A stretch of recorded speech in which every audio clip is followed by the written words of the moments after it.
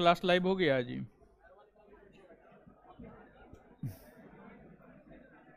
यहाँ पे कमेंट दे दीजिएगा।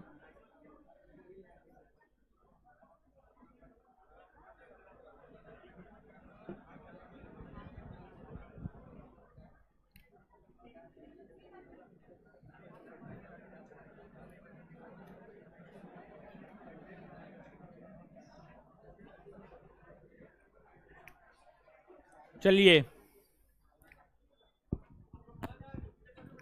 शांत हो जाइए, शांत हो जाइए। ललन कुमार, मुरारी कुमार, कृति सिंह, प्रशांत राज, सुजंती कुमारी, अनुश्री, सबको गुड इवनिंग। चलिए आ जाइए।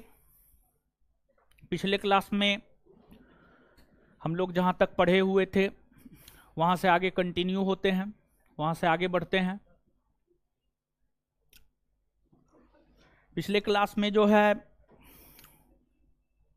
कृषि, पशुपालन, उद्योग धंधा, ये सब चीज जो है हम लोग देख लिए थे। अब हम लोगों को इससे आगे देखना है।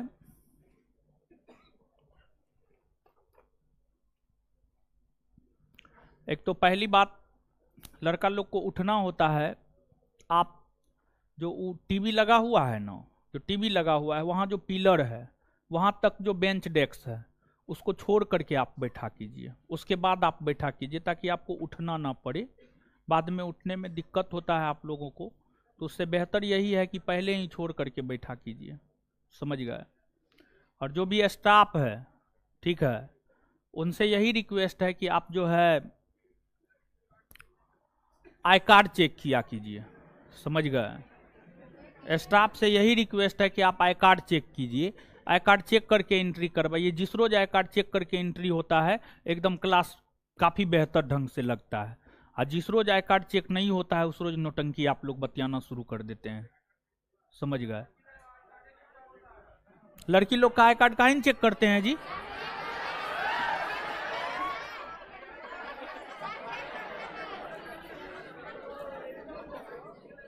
क्या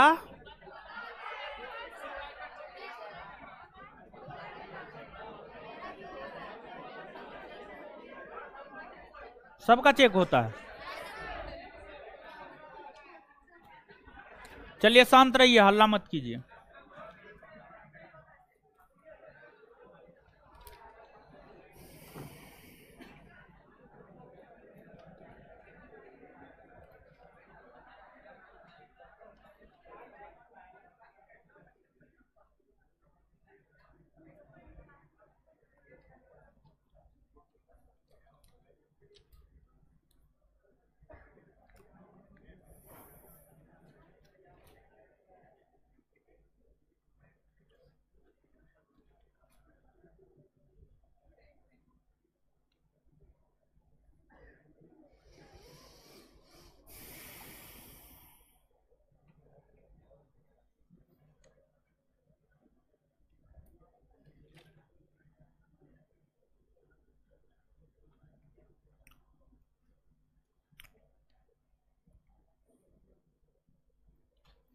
सब तो एडमिशन लिया हुआ विद्यार्थी ही है।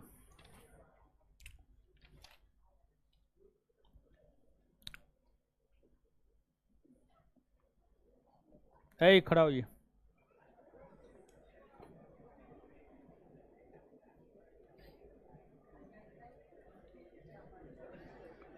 कालीबंगा के खोजकर्ता कौन है?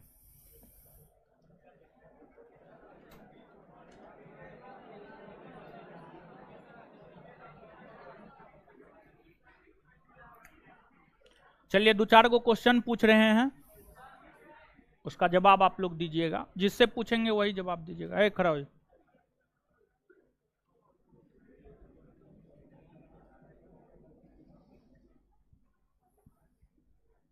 सबसे उन्नत जल निकासी प्रणाली? धोला बीरा। बैठ जाइए।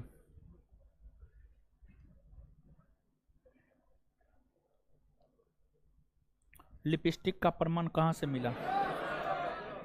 चन्न खुदरो। उधर खड़ा होइए।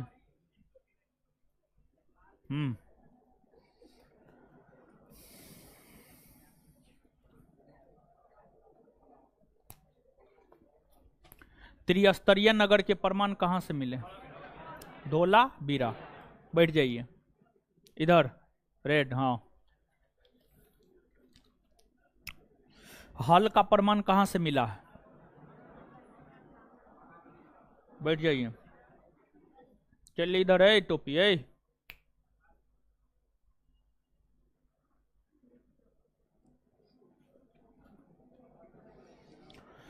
वस्त्रों की रंगाई सिलाई का प्रमाण?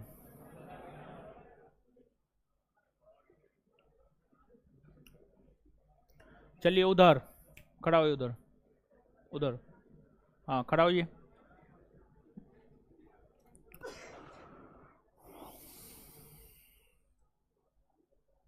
घोड़े के अस्थि पंजर का प्रमाण कहां से मिला? शांत रहिए आप लोग। सुरकोद्दा। अच्छा ये नहीं हुआ वैल्यू।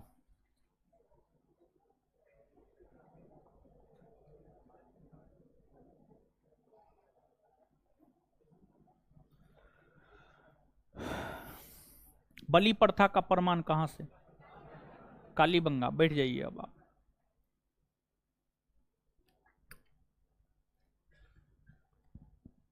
उधर खड़ा होइए।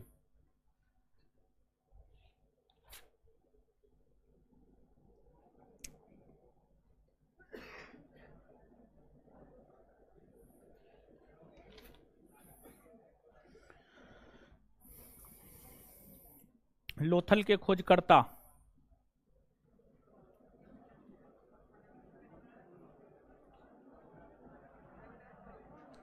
मतलब लड़की लोग नहीं पढ़ती है ना वो।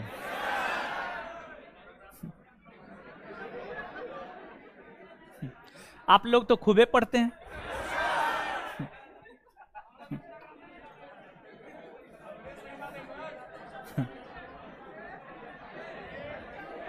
देखिए नहीं इसको, अभी कॉपी देख रही है। घर पे जाके कभी कॉपी देखते हैं? हमको तो नहीं लगता आप लोग देखते होंगे। बैठ जाइए, पृथ्वी पर का बोझ हैं आप लोग। चलिए शांत रहिए।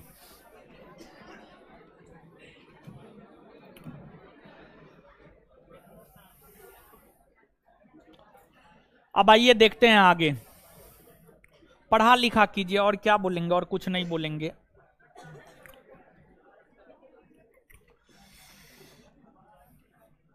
देखिए, कृषि पशुपालन उद्योग धंधा सब चीज देख लिए हैं। अब जो है आप हेडिंग मारिएगा,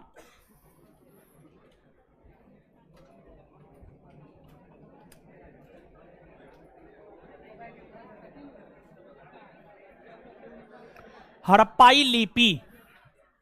हड़प्पाई लिपि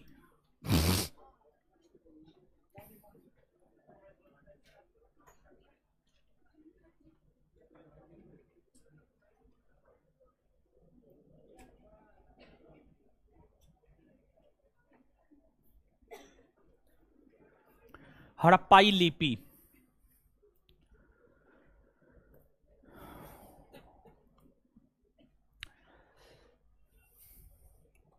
देखिए ध्यान दीजिएगा। हड़प्पाई लिपि, हड़प्पाई लिपि बताने से पहले आज से आपके क्लास के अंतर्गत जो है एक नया चीज ऐड हो रहा है। और जो नया चीज ऐड हो रहा है वह यह ऐड हो रहा है कि आपको जो है जो डेली बेसिस पे आपको पढ़ाया जाता है, पढ़ाने का तरीका ये रहता है कि हम आपको पहले लेक्चर देते हैं, फिर हम आपको चीज़ों को लिखा देते हैं और फिर उसके बाद हम आपको याद करवा देते हैं। ये तरीका होता है, इस तरीका से हम आपके साथ काम करते हैं। तो इसी में एक नया चीज जोड़े हैं, और जो नया चीज जोड़े हैं वह यह जोड़े हैं कि जैसे आज जो भी पढ़ाया जाएगा, आपसे ये रिक्वेस्ट है कि आप घर पे जाकर के उसको आज के आज ही देखेंगे और आपको जो चीज आज हम पढ़ाएंगे अगले क्लास में जब हम आएंगे तो सबसे पहले पिछले क्लास में पढ़ाए गए चीजों का रिवीजन करवाएंगे। पिछले क्लास में पढ़ाए गए चीजों का रिवीजन करवाएंगे और रिवीजन करवाने से पहले हम आपसे पूछ भी सकते हैं पिछले क्लास में जो पढ़ाए हैं, और जो चीज पढ़ा दिए हैं वो पूछ करके हम पीट भी सकते हैं, समझ गए। तो इसलिए सतर्क हो जाइए, पढ़ना शुरू कर दीजिए। आपके बोर्ड के ऊपर जो है पिछले क्लास में जो चीज पढ़ाए थे उसी से संबंधित जो है प्रश्न यहां पर आपको है। अब यहां से कमेंट हटा दीजिए, अब यहां पे आइए, आप लोग फटाफट जवाब दीजिएगा। हल्ला नहीं करना है, जवाब देना है, समझिए, जवाब देना, हल्ला नहीं करना है। पहला क्वेश्चन, हड़प्पा सभ्यता तथा मेसोपोटामिया के बीच में होने वाले व्यापार की मध्यस्थता करता था। हाँ, दिलमुन और माकन, दिलमुन और माकन, समझ गए। इसके बाद दिलमुन तथा माकन की पहचान किस किस से की? दिलमुन की पहचान फारस की खाड़ी, माकन की पहचान मकरान तट, माकन की पहचान मकरान तट। चावल के दाने का प्रमाण कहां से? धान के भूसी कहां से? रंगपुर से मिला है। सबसे उत्तम कोटि के जौ का कहां? वनावली ना, जुते हुए खेत का, जुते हुए खेत, काली बंगा। एक साथ दो फसल कौन सा उगाए जाते थे? मटर और सरसों, सॉरी, चना और सरसों, सॉरी, चना और सरसों, चना और हल का प्रमाण, हाँ, वनावली ना, किस किस चीज का? तांबा, पीतल, कांसा, लकड़ी। क्या लोहा से बनता था? लोहा से परिचित थे? नहीं न थे। भारतवर्ष में लोहा का प्रमाण 1000 ईस्वी, 1000 ईस्वी कहां से? उत्तर प्रदेश के अतरंजी, उत्तर प्रदेश के अतरंजी। सबसे बड़ा अन्नागार मोहनजोदड़ो से। एक सील पर ध्यान के मुद्रा में बैठे हुए योगी की मोहन, घोड़े का अस्थि पंजर, सुड़ पतदा, सुड़। दो प्रकार के मृदभांड कौन कौन? गेरुआ और लाल तथा काला। चित्रित धूसर मृदभांड पर कौवा और लोमड़ी का चित्रण कहां से? लोथल ना। चित्रित धूसर मृदभांड का प्रमाण लोथल, कहां से? सूती कपड़ा, सूती कपड़ा, मोहनजोदड़ो, मोहनजोदड़ो। धोला बीरा, धोला बीरा। चलिए अब आगे हेडिंग मारिएगा हड़प्पाई लिपि, हड़प्पाई लिपि।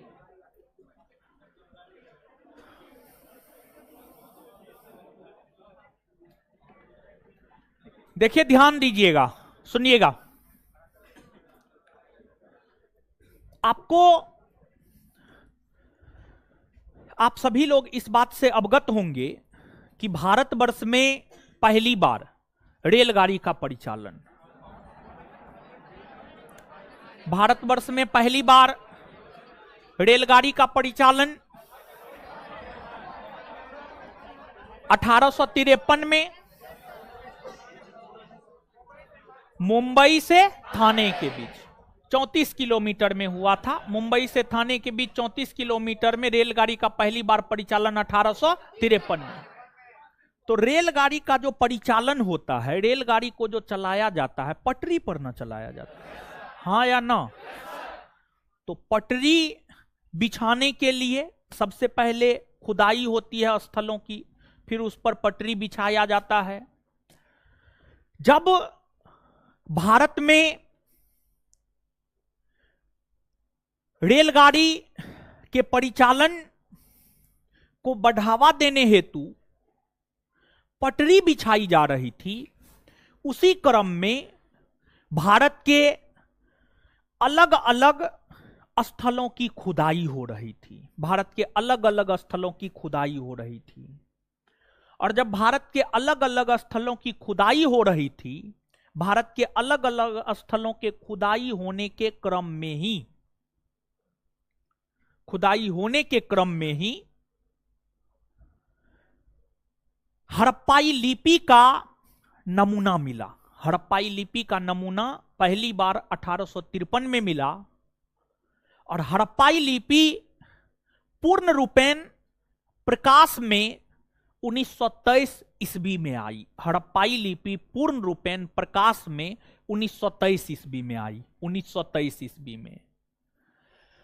लेकिन इस लिपि के प्रकाश में आने के बावजूद भी, इस लिपि के, हड़प्पाई लिपि के प्रकाश में आने के बावजूद भी उसे आज तक पढ़ा नहीं जा सका है। हड़प्पाई लिपि को आज तक पढ़ा नहीं जा सका है। और हड़प्पाई लिपि को आज तक पढ़ा नहीं जा सका है, इसलिए हड़प्पा सभ्यता को आदि ऐतिहासिक काल के अंतर्गत रखा जाता है। अगर हड़प्पाई लिपि को पढ़ लिया जाता तो हड़प्पा सभ्यता तब तो ऐतिहासिक काल में आ जाता। लेकिन आज भी हम लोग हड़प्पा सभ्यता को आदि ऐतिहासिक काल के अंतर्गत इसलिए रखते हैं क्योंकि आज तक उस लिपि को पढ़ने में किसी को भी सफलता नहीं मिली है। दूसरी बात, हड़प्पाई लिपि को अभी तक पढ़ने में मानव जाति सफल नहीं हो पाया है, इसलिए हड़प्पा सभ्यता के विषय में जानकारी सिर्फ और सिर्फ हमें पूरा तात्विक स्रोत से प्राप्त होती है। सिर्फ और सिर्फ हमें पूरा तात्विक स्रोत से प्राप्त होती है। दूसरा किसी भी चीज से हड़प्पा सभ्यता के विषय में जानकारी हमें प्राप्त नहीं होता है। तो जो हड़प्पाई लिपि है, हड़प्पाई लिपि में विद्वानों ने यह देखा है कि टोटल जो है 64 मूल चिन्ह है। 64 मूल चिन्ह है। इसका क्या मतलब है? इसका मतलब यह है कि आपको, जैसे अंग्रेजी में टोटल कितने लेटर है? 26 है, ए से लेकर जेड तक। ठीक है, 26 लेटर है टोटल, ए से लेकर जेड तक। कोई भी अंग्रेजी शब्द अगर आपको बनाना है तो ए से लेकर जेड तक के जो लेटर है उसी का प्रयोग करके आप अंग्रेजी शब्द बना पाइएगा। जैसे एक्सीडेंट, जैसे एलिफेंट, जैसे सिचुएशन, जैसे प्रोस्टिट्यूट, जैसे कि इंस्टीट्यूट। कोई भी शब्द आपको बनाइए, कोई भी शब्द आप बनाइए, कोई भी शब्द आप बनाएंगे तो उस शब्द को बनाने में ए से लेकर जेड तक लेटर का ही प्रयोग होता है, ऊपर से कोई अन्य लेटर का प्रयोग नहीं होता है। हाँ या ना? ठीक है, इसमें कोई शक है? नहीं है।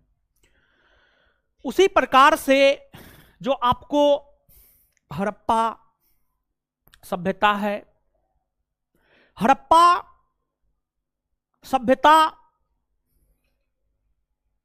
के अंतर्गत जो है कोई भी शब्द बनाने के लिए मूल तौर पर 64 मूल चिन्ह का प्रयोग किया जाता था। 64 मूल चिन्ह का प्रयोग किया जाता था। मतलब जैसे अंग्रेजी का 26 लेटर है, उसी 26 लेटर से कोई भी अंग्रेजी का शब्द बनाया जा सकता है। उसी प्रकार से टोटल 64 मूल चिन्ह था। जैसे यू आकार, मछली, मछली का चिन्ह, इन चिन्हों से जो है चीजों को दर्शाया जाता था। इन चिन्हों से चीजों को दर्शाया जाता था। तो जैसे अंग्रेजी में टोटल 26 लेटर, उसी प्रकार से हड़प्पाई लिपि में टोटल 64 मूल चिन्ह था। 64 मूल चिन्ह था। और विद्वानों ने हड़प्पाई लिपि के अध्ययन से यह पाया है कि मुख्य तौर पर चित्र के माध्यम से लोग एक दूसरे को बातों से अवगत करवाते होंगे और इसी आधार पर विद्वानों ने हड़प्पा सभ्यता की जो लिपि को नाम दिया है वह चित्रात्मक या भाव चित्रात्मक, चित्रात्मक या भाव चित्रात्मक या पिक्टोग्राफ या बुस्टोफेदन, समझ गए, जो भी आपको कहना है आप कह लीजिए। तो जो हड़प्पाई लिपि है वह आपको बहुत चित्रात्मक लिपि है, बहुत चित्रात्मक लिपि है। चित्र के माध्यम से जो है चीजों को दिखाया गया है, चीजों को दर्शाया गया, चित्र के माध्यम से चीजों को दिखाया गया है और चीजों को दर्शाया गया है। जैसे आज हम भारत के लोग देवनागरी लिपि का प्रयोग करते हैं और देवनागरी लिपि के अंतर्गत जो है हम मानव यहां से यहां लिखते हैं, ठीक है। इधर जो है आपको दायां हो गया और इधर आपको बायां हो गया, इधर आपको बायां हो गया। तो जो देवनागरी लिपि है बायां से दायां लिखते हैं, बायां से दायां लिखते हैं। लेकिन जो हड़प्पाई लिपि थी, विद्वानों ने यह देखा कि जो हड़प्पाई लिपि है वह दायां से बायां लिखी जा रही है, दायां से मतलब इधर से जो है इधर लिखी जा रही है, उस साइड से इधर लिखी जा रही है, समझ गए। तो यहां पर परीक्षा के लिहाज से दो बात याद रखनी है। परीक्षा के लिहाज से एक बात यह याद रखनी है कि हड़प्पाई लिपि को क्या नाम दिया गया है, तो चित्रात्मक, बहुत चित्रात्मक या पिक्टोग्राफ। दूसरी बात, हड़प्पाई लिपि किधर से किधर लिखी जाती है, तो हड़प्पाई लिपि दायां से बायां, दायां से बायां लिखी जाती है। परीक्षा के लिहाज से यही दो बात जो है आपको याद रखनी है। तो अब नीचे से आप नोट डाउन करना प्रारंभ कीजिए।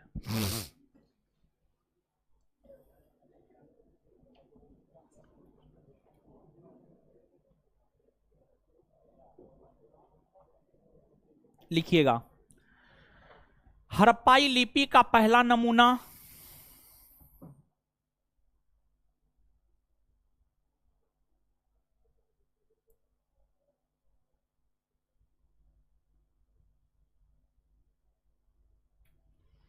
हड़प्पाई लिपि का पहला नमूना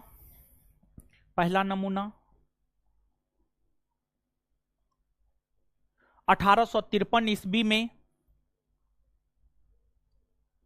1853 ईस्वी में देखने को मिला है।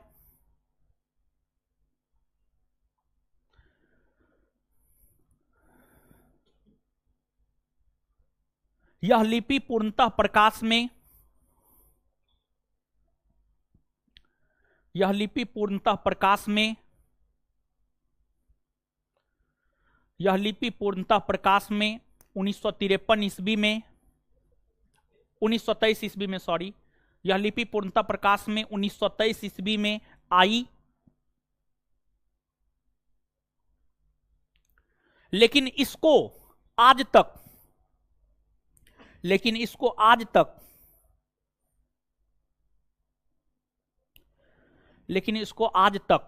पढ़ने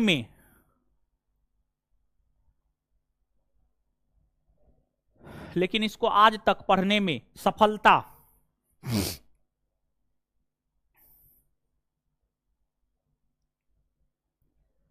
नहीं मिली है।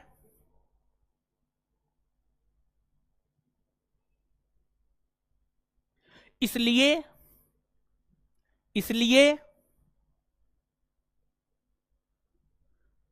आज भी इस सभ्यता की जानकारी का, इसलिए आज भी इस सभ्यता की जानकारी का, इसलिए आज भी इस सभ्यता की जानकारी का, इसलिए आज भी इस सभ्यता की जानकारी का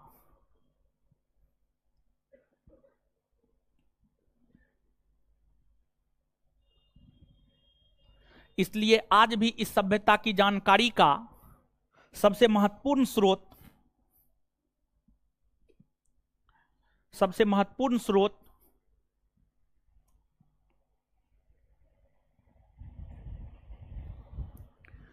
पुरातात्विक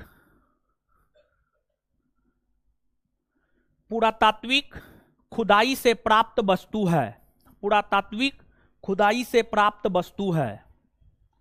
पुरातात्विक खुदाई से प्राप्त वस्तु है। पुरातात्विक खुदाई से प्राप्त वस्तु है। पुरातात्विक खुदाई से प्राप्त वस्तु है।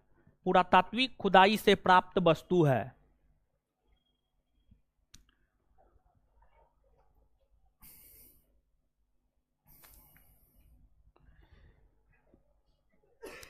इस सभ्यता इस लिपि को, हड़प्पाई लिपि को, इस लिपि को छोड़ करके हड़प्पाई लिपि को, हड़प्पाई लिपि को विद्वानों ने, हड़प्पाई लिपि को विद्वानों ने, हड़प्पाई लिपि को विद्वानों ने भावचित्रात्मक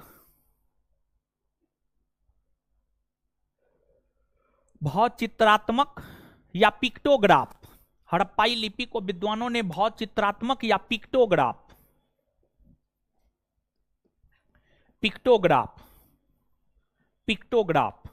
कहा है।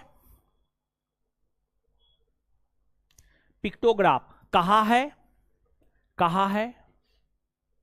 यह लिपि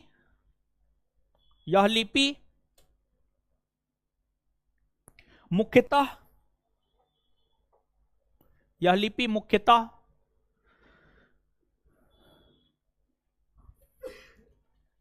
दाईं से बाईं ओर,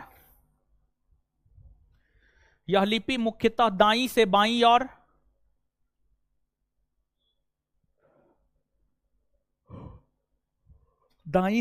ओर लिखी जाती है।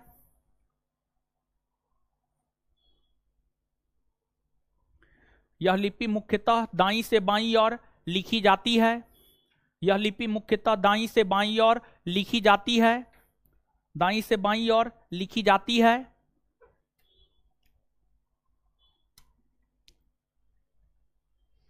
इस लिपि में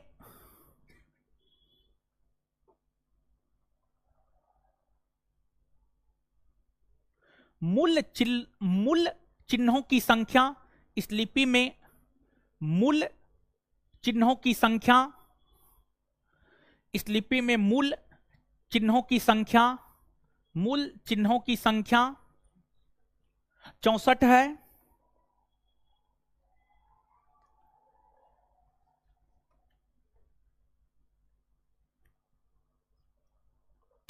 और यहां पर एक बात सुनिएगा, धोलावीरा का जीवन में कभी नाम सुने हैं? सुने हैं सही में? भगवान कसम सुने हैं? कहां है धोलावीरा? है धोलावीरा गुजरात में है। सबसे उन्नत जल प्रणाली का पता चला है धोलावीरा से। एगो स्टेडियम मिला है धोलावीरा से, ये बात जानते हैं? नहीं जानते हैं। धोलावीरा जो है गुजरात में है। कहां है? गुजरात में। धोलावीरा गुजरात में है। इसकी खोज जेपी जोशी और आरएस विष्ट ने किया था। रविंद्र सिंह विष्ट, जेपी जोशी और रविंद्र सिंह बिष्ट ने मिलकर धोलावीरा की खोज की थी, जो कि गुजरात में है।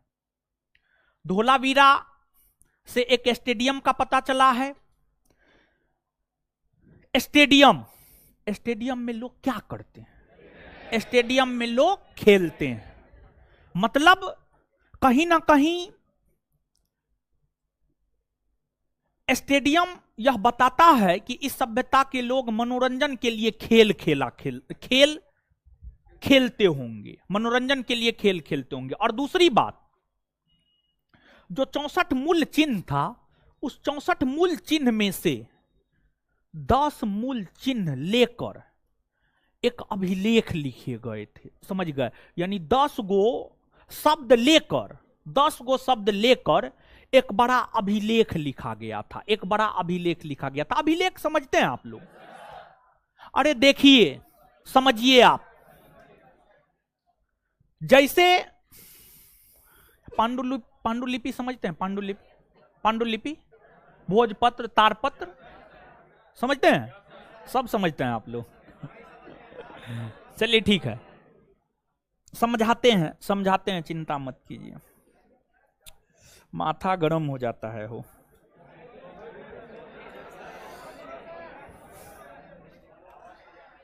टोपी हटा नहीं सकते हैं, ठंडा मार देगा महाराज। चलिए सुनिए, हल्ला मत कीजिए। देखिए कुछ शब्द यहां पर समझाते हैं, फिर आएंगे हम लोग मूल चीज पर, ठीक है। कुछ शब्द आपको जानना यहां पर जरूरी है, समझ गए।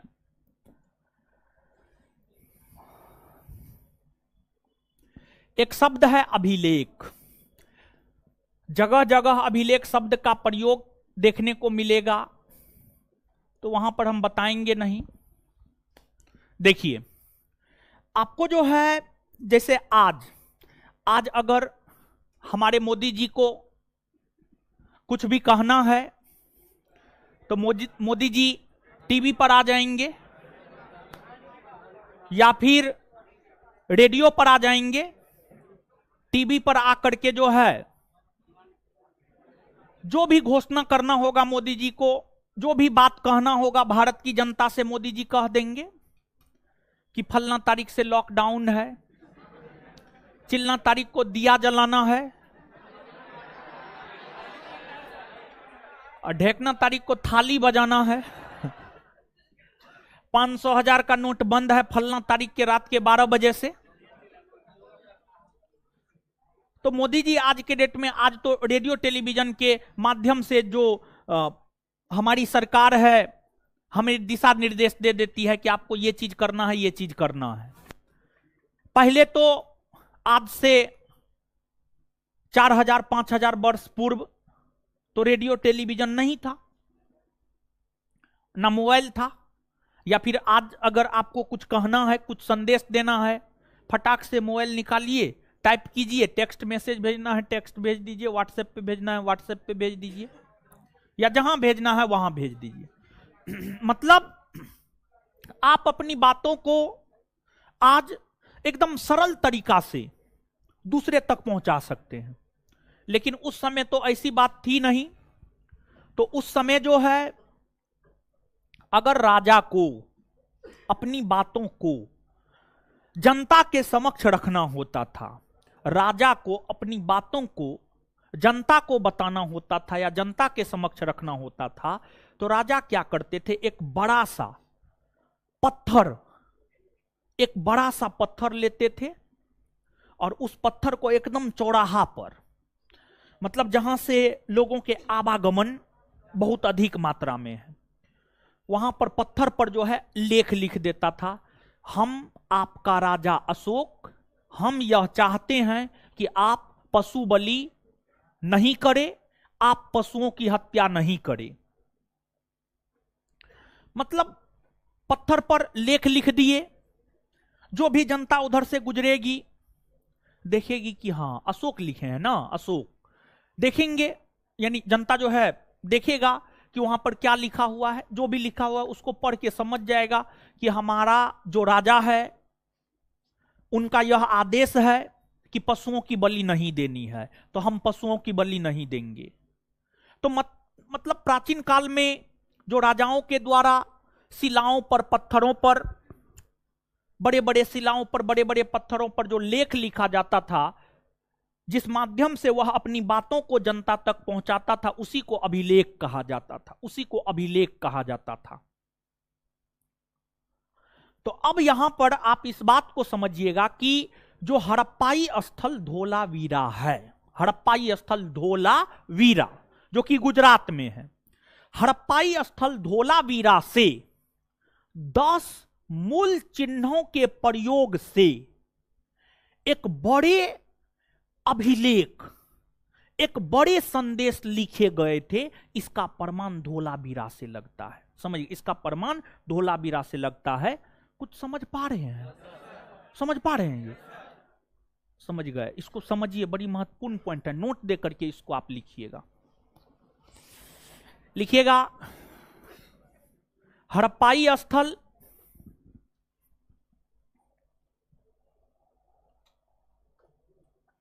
धोलावीरा से, हड़प्पाई स्थल धोलावीरा से 10 मूल चिन्हों का प्रयोग कर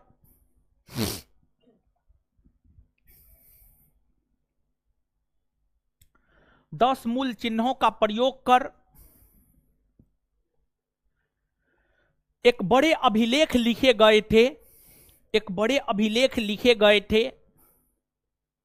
एक बड़े अभिलेख लिखे गए थे,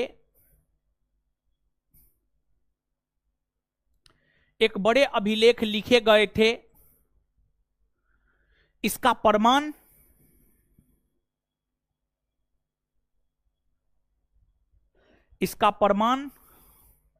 देखने को मिलता है।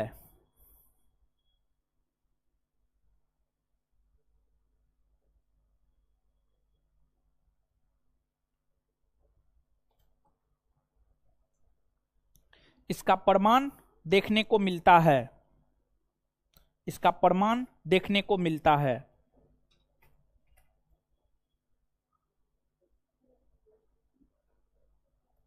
चलिए अब आगे आते हैं। इसके बाद आगे लिखिएगा, आगे हेडिंग मारिएगा,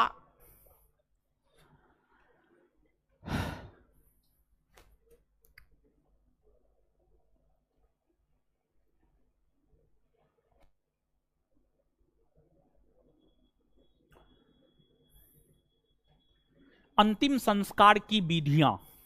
आगे हेडिंग मारिएगा, अंतिम संस्कार की विधियां।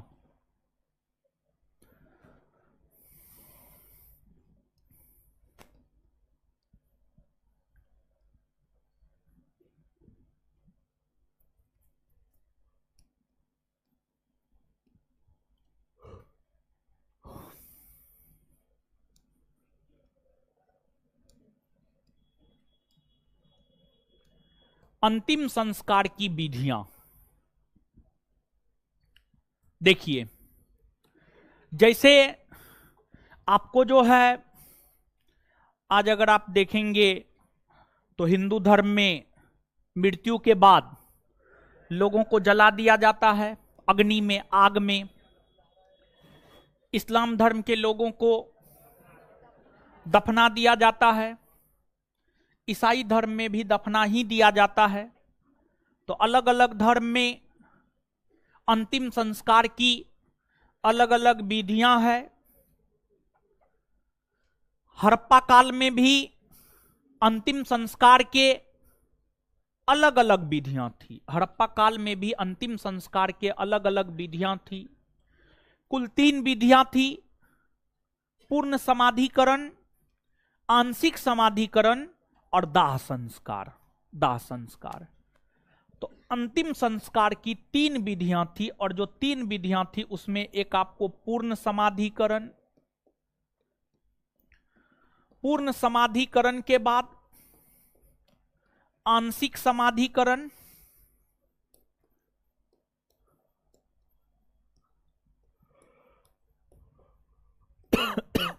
आंशिक समाधिकरण के बाद जो है आपको दाह संस्कार। दाह संस्कार।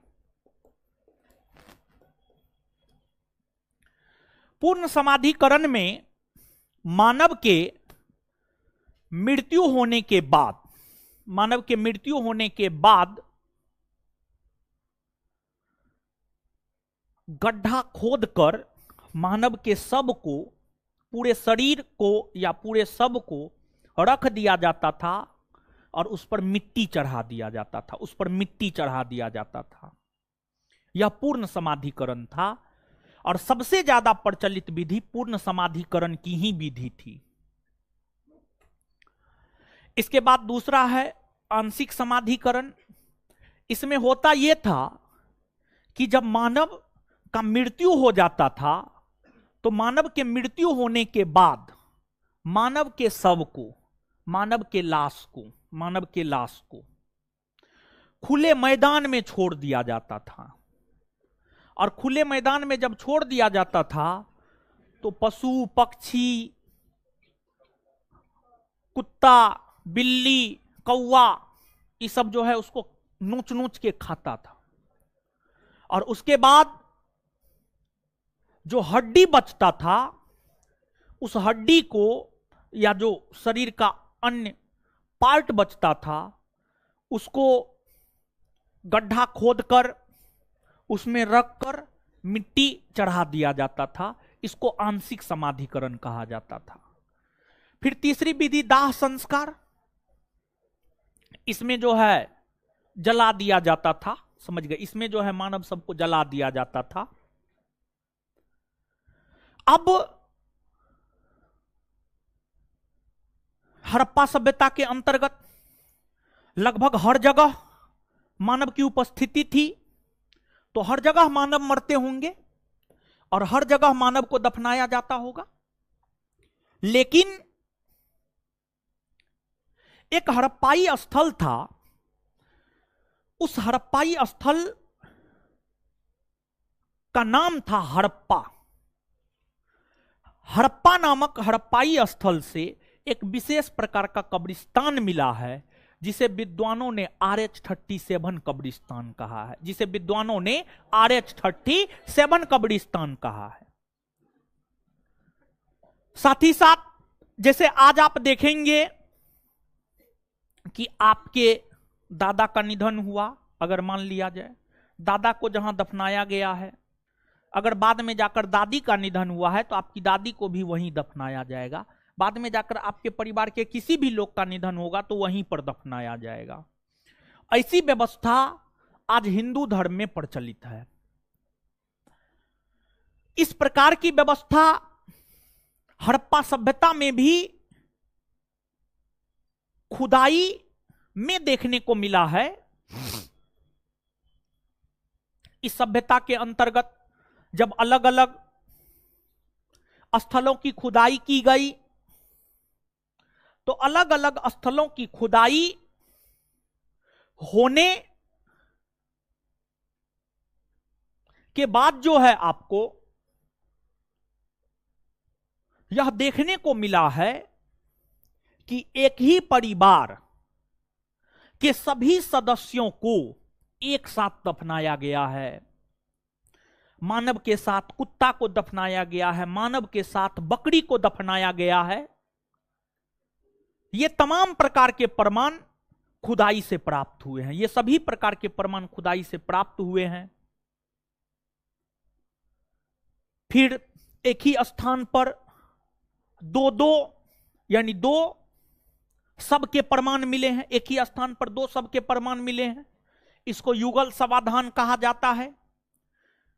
इस सभ्यता के अंतर्गत युगल शवाधान का प्रमाण लोथल से मिला है।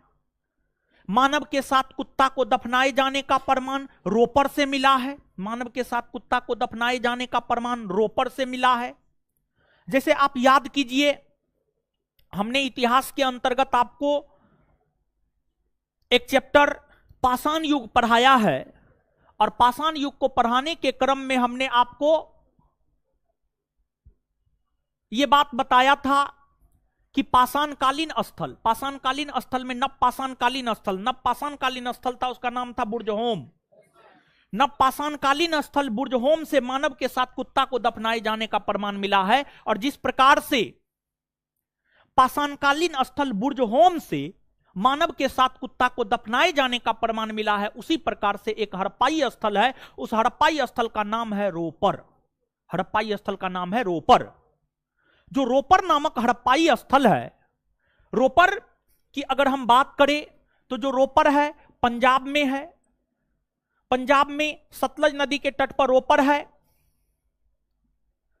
और पंजाब में सतलज नदी के तट पर जो रोपर है, रोपर से मानव के साथ कुत्ता को दफनाए जाने का प्रमाण मिला है। तो देखिए यहां पर गौर कीजिएगा थोड़ा सा, पाषाणकालीन स्थलों में बुर्जहोम से मानव के साथ कुत्ता को दफनाए जाने का प्रमाण मिला है। वही हड़प्पाई स्थलों की हम बात करें तो हड़प्पाई स्थलों के अंतर्गत जो है रोपर से मानव के साथ कुत्ता को दफनाए जाने का प्रमाण मिला है। रोपर से मानव के साथ कुत्ता को दफनाए जाने का प्रमाण मिला है। तो देखिए प्रश्न एक ही है, कहां से मानव के साथ कुत्ता को दफनाए जाने का प्रमाण मिला है, लेकिन कालखंड अगर बदल जाता है तो आंसर बदल जाता है।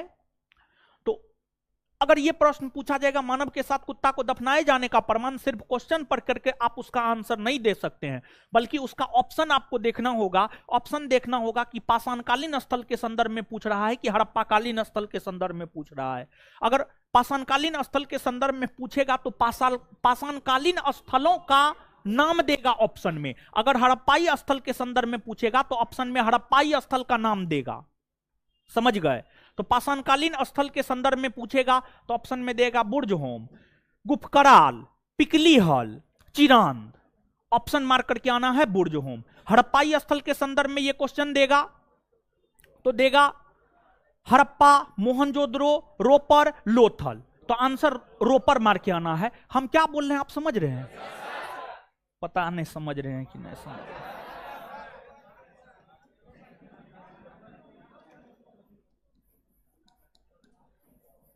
लिख देंगे तो ज्यादा समझिएगा।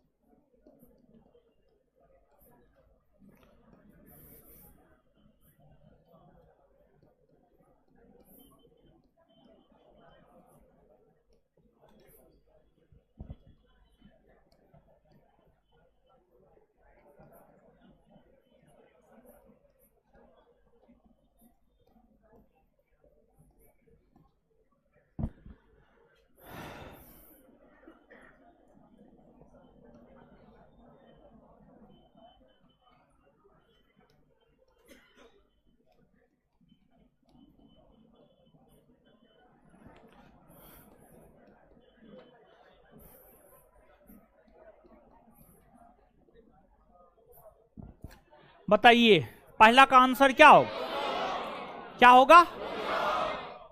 दूसरा का आंसर क्या? हाँ, रोपर होगा। बोले थे, बोलने की तुलना में बोर्ड पे लिखे हैं तो ज्यादा समझ में आया है। अब तो एकदम स्पष्ट हो गया होगा। अब कोई कंफ्यूजन नहीं ना है? हाँ, होना भी नहीं चाहिए। समझ गए? अब नीचे से लिखना प्रारंभ कीजिए।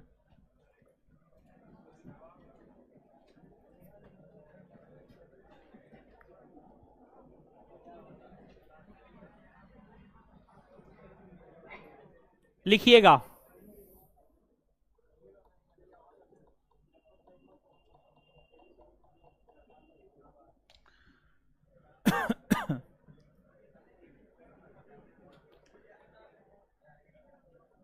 हड़प्पा सभ्यता में, हड़प्पा सभ्यता में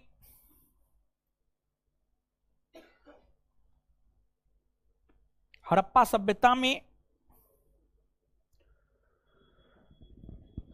अंतिम संस्कार की 3 विधियां,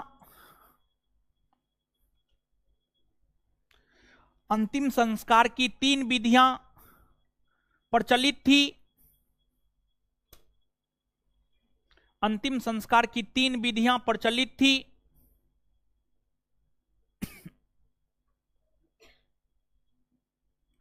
तीन विधियां प्रचलित थी। एक नंबर में पूर्ण समाधिकरण,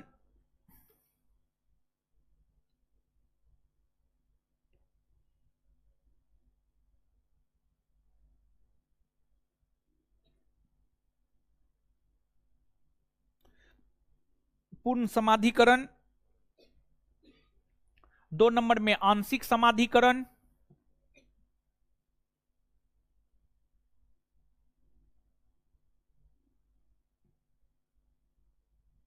आंशिक समाधिकरण। 3 नंबर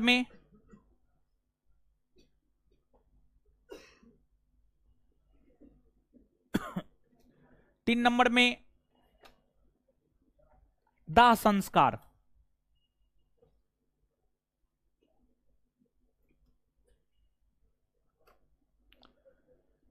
नीचे से इन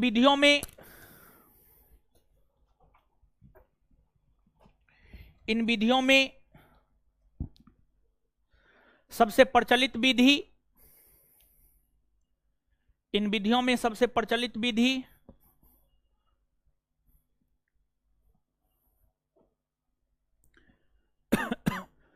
इन विधियों में सबसे प्रचलित विधि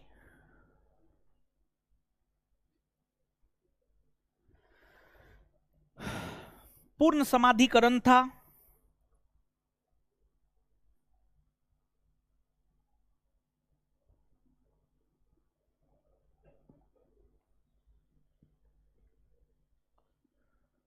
नीचे से स्टार मार के लिखते जाइएगा।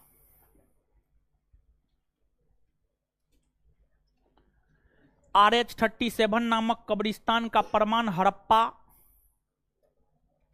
RH-37 नामक कब्रिस्तान हड़प्पा नामक स्थल, RH-37 नामक कब्रिस्तान, RH-37 नामक कब्रिस्तान, RH-37 नामक कब्रिस्तान, हड़प्पा नामक स्थल, हड़प्पा नामक स्थल, हड़प्पा नामक स्थल में देखने को मिलता है।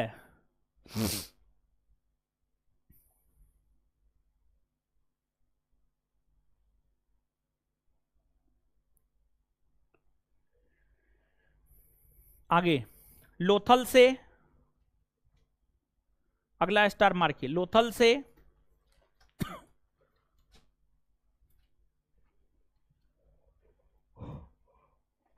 लोथल से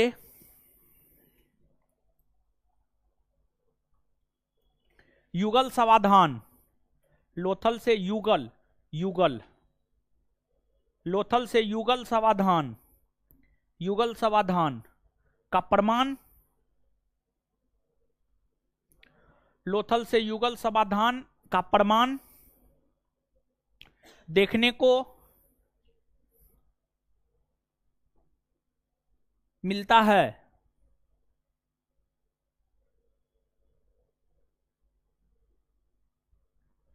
आगे हड़प्पाई स्थल रोपड़ से, हड़प्पाई स्थल रोपड़ से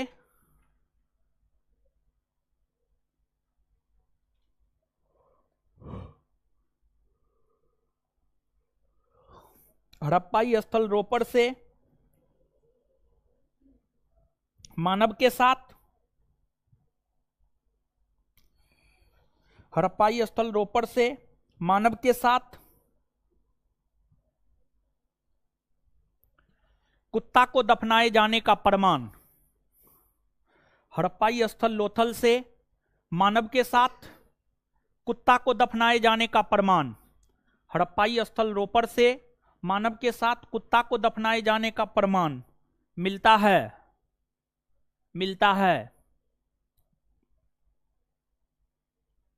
चलिए अब देखिए, ध्यान दीजिएगा, ये जो बोर्ड पे है इसको अपने कॉपी में हूबहू उतार लेना है ताकि जीवन में कभी कंफ्यूजन ना हो आगे, समझ गए? इसको उतारिए, हम कुछ नहीं बोलेंगे।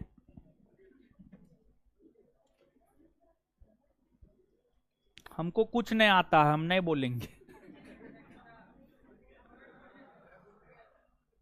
रूठेंगे काहे के लिए? आप हमारे ससुराल के लोग थोड़े हैं कि हम आपसे रूठेंगे।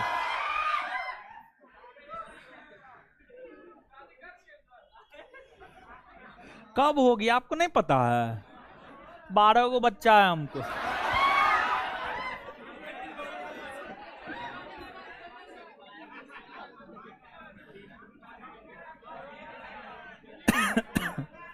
पढ़िए महाराज।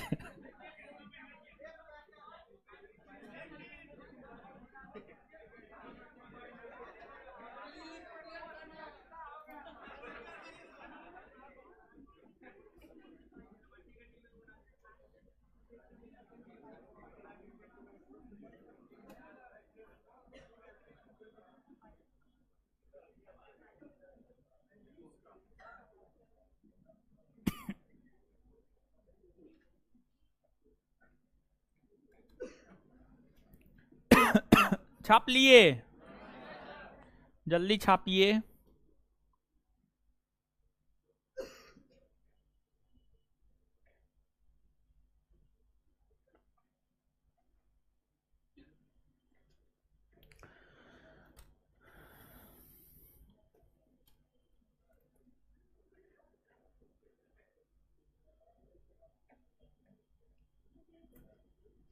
जल्दी छापिए हो।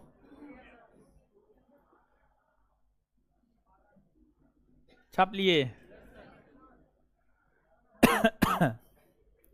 चलिए। तोरी कितना टाइम लगता है जी? हो गया।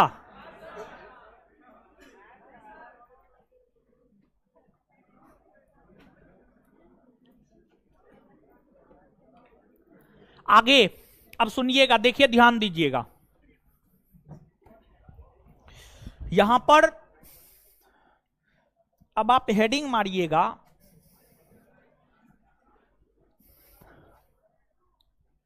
कुछ अन्य महत्वपूर्ण स्थल, कुछ अन्य महत्वपूर्ण स्थल, कुछ अन्य महत्वपूर्ण स्थल।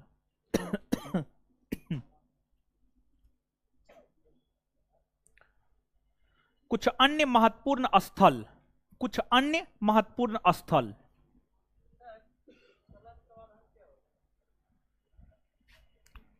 कलश समाधान होता है कि मानव के मृत्यु होने के बाद जो है, ठीक है, मृत्यु होने के बाद जो है जब सबको जला दिया जाता है तो उसमें से हड्डी, समझिएगा, कलश में ले करके और उसको जो है नदी में बहा दिया जाता है। समझिएगा, नदी में बहा दिया जाता है। अकबकाइए ना, हट।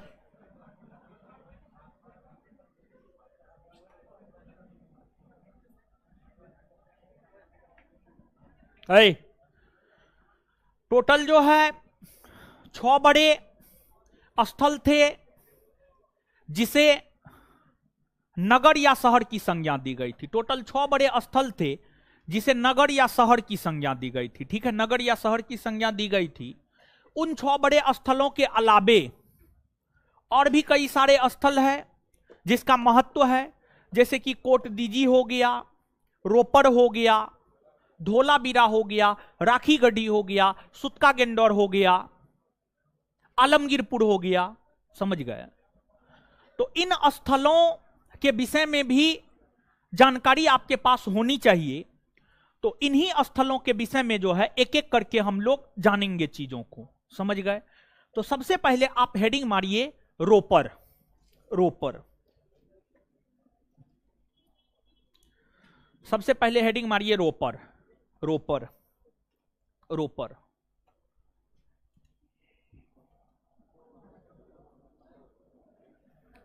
देखिए ध्यान दीजिएगा, रोपड़, रोपड़ जो है आपको पंजाब में है, सतलज नदी के तट पर है, सतलज नदी के तट पर है। इसकी खोज यज्ञदत्त शर्मा के द्वारा की गई थी। यज्ञदत्त शर्मा, यज्ञदत्त शर्मा के द्वारा इसकी खोज की गई थी। और जो रोपड़ है यह आजाद भारत में उत्खनित प्रथम स्थल है। 1947 के बाद सर्वप्रथम जिस हड़प्पाई स्थल का उत्खनन हुआ है वह हड़प्पाई स्थल आपको रोपड़ है। वह हड़प्पाई स्थल कौन है? रोपड़। तो नीचे से लिखिएगा, यह स्थल, यह स्थल पंजाब में, यह स्थल पंजाब में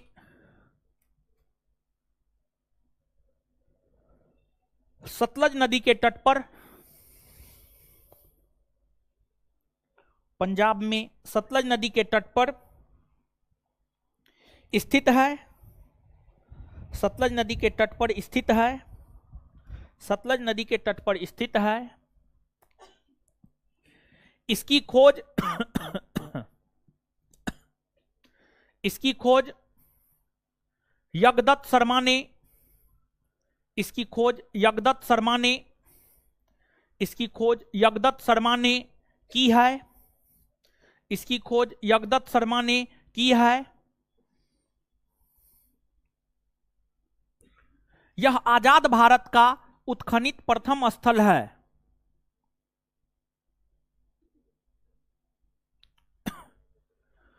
यह आजाद भारत का उत्खनित प्रथम स्थल है। यह आजाद भारत का उत्खनित प्रथम स्थल है। यह आजाद भारत का उत्खनित प्रथम स्थल है।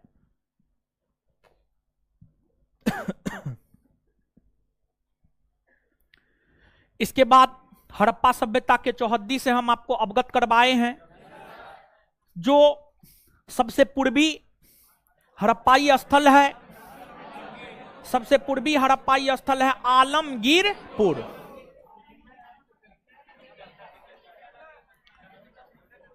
आलमगीरपुर उत्तर प्रदेश के मेरठ में, उत्तर प्रदेश के मेरठ में, उत्तर प्रदेश राज्य के मेरठ जिला में हिंडन नदी के तट पर स्थित है। इसकी खोज भी यागदत्त शर्मा ने ही किया था। इसकी खोज भी यागदत्त शर्मा ने ही किया था। तो नीचे से लिखिएगा आलमगीरपुर, आलमगीरपुर, हाँ हेडिंग मार के आलमगीरपुर, आलमगीरपुर, आलमगीरपुर लिखिएगा। यह उत्तर प्रदेश के मेरठ जिला में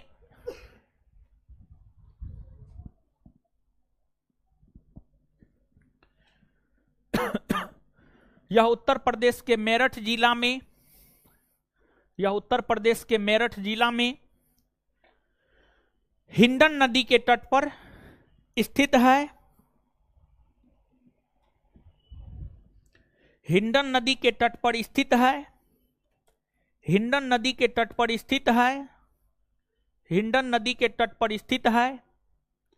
इसकी खोज यागदत्त शर्मा ने की है। इसकी खोज यागदत्त शर्मा ने की है। इसकी खोज यागदत्त शर्मा ने की है।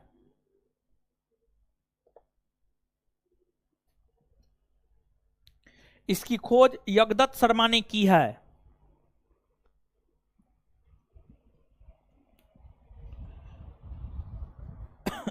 यागदत्त शर्मा ने की है।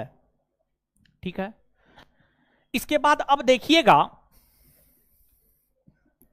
एक स्थल है रंगपुर, समझ गए, एक स्थल है रंगपुर। रंगपुर गुजरात में है। रंगपुर की अगर हम बात करें तो जो रंगपुर है यह गुजरात में है। और रंगपुर मादर नदी के तट पर है। मादर, कहीं कहीं भादर भी मिलता है, मादर या भादर। भादर नदी के तट पर जो है आपको रंगपुर है। और इसकी खोज जो है SR रॉ, समझ गए, SR raw, SR raw, SR raw, Ranganath raw, समझ गए, रंगनाथ रॉ के द्वारा जो है इसकी खोज की गई है, गुजरात में है। फिर इसके बाद जो है आपको धोलावीरा है। धोलावीरा के विषय में भी वहां पर हम आपको नहीं लिखाए हैं। धोलावीरा भी गुजरात में ही है। धोलावीरा की खोज JP जोशी और RS विष्ट ने किया था, रविंद्र सिंह विष्ट ने किया था। और जो धोलावीरा है यहां से एकमात्र स्टेडियम का पता लगा है। यहां से एकमात्र स्टेडियम का पता लगा है। तो नीचे से लिखिएगा रंगपुर, रंगपुर, रंगपुर, रंगपुर, डैश देकर लिखिएगा, रंगपुर डैश देकर लिखिएगा। यह यह यह यह यह गुजरात में, यह गुजरात में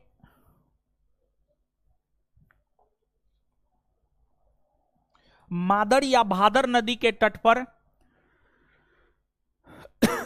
यह गुजरात में मादर या भादर नदी के तट पर स्थित है। इसकी खोज, यह गुजरात में मादर या भादर नदी के तट पर स्थित है। इसकी खोज SR रॉ ने किया है। इसकी खोज SR रॉ ने किया है। इसकी खोज SR रॉ ने किया है। आगे धोलावीरा, धोलावीरा, धोलावीरा, धोलावीरा, यह गुजरात में स्थित है।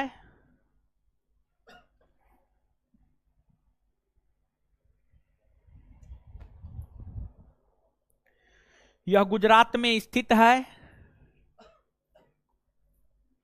गुजरात में स्थित है। इसकी खोज जेपी जोशी और आर.एस. विष्ट ने किया है। इसकी खोज जेपी जोशी और आर.एस. विष्ट ने किया है। इसकी खोज जेपी जोशी और आर.एस. विष्ट ने किया है। इसकी खोज जेपी जोशी और आर.एस. विष्ट ने किया है। उसी में कंटिन्यू, एकमात्र स्टेडियम का पता,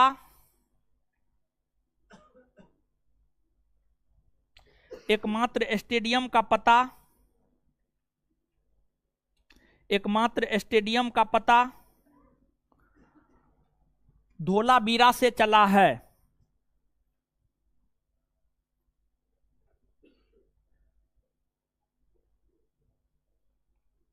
एकमात्र स्टेडियम का पता धोलावीरा से चला है। एकमात्र स्टेडियम का पता धोलावीरा से चला है। चलिए, इसके बाद आगे हेडिंग मारिएगा राखी गढ़ी।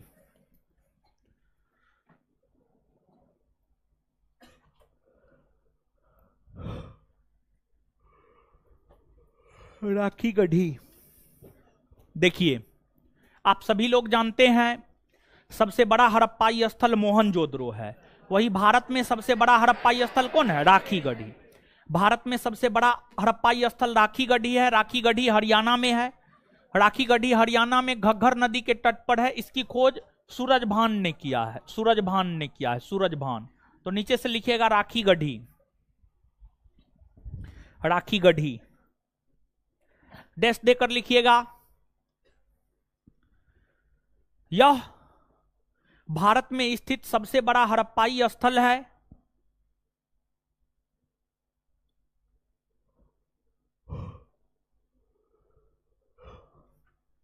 यह भारत में स्थित सबसे बड़ा हड़प्पाई स्थल है। यह भारत में स्थित सबसे बड़ा हड़प्पाई स्थल है। यह भारत में स्थित सबसे बड़ा हड़प्पाई स्थल है। यह हरियाणा प्रांत में घग्गर नदी के तट पर स्थित है। यह हरियाणा प्रांत में घग्गर नदी के तट पर स्थित है।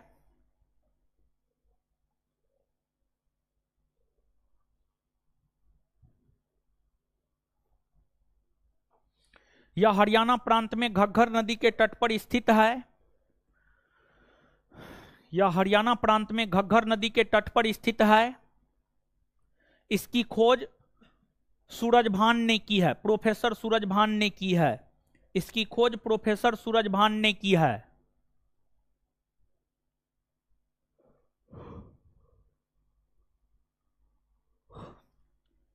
इसकी खोज प्रोफेसर सूरजभान ने की है।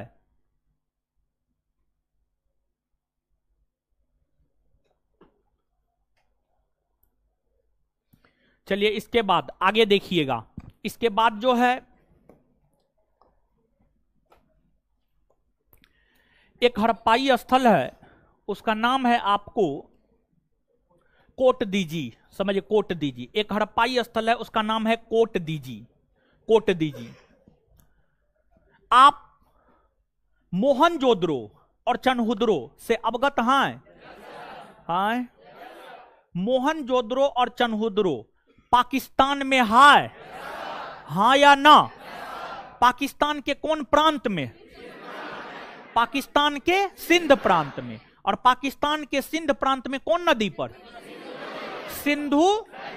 सिंधु। उसी प्रकार से जो हड़प्पाई स्थल कोट दीजी है, कोट दीजी नामक हड़प्पाई स्थल आपको पाकिस्तान के सिंध प्रांत में सिंधु नदी के तट पर ही स्थित है। यानी जो कोट दीजी है वह भी पाकिस्तान के सिंध प्रांत में सिंधु नदी के तट पर ही स्थित है और कोटदीजी नामक स्थल की खोज फजल अहमद खां ने किया था। फजल अहमद खां ने किया था। मतलब हड़प्पाई स्थलों में मोहनजोदड़ो, चनहुदरो, कोटदीजी तीनों पाकिस्तान के सिंध प्रांत में सिंधु नदी के तट पर स्थित है। समझ गए? नीचे से लिखिएगा कोटदीजी। कोटदीजी ऐसे लिखा जाता है, देखिए देखिए ऐसे कोटदीजी। समझ गए? कोटदीजी।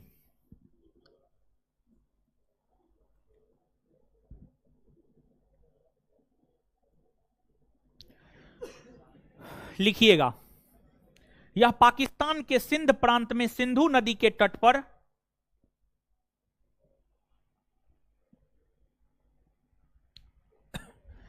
यह पाकिस्तान के सिंध प्रांत में सिंधु नदी के तट पर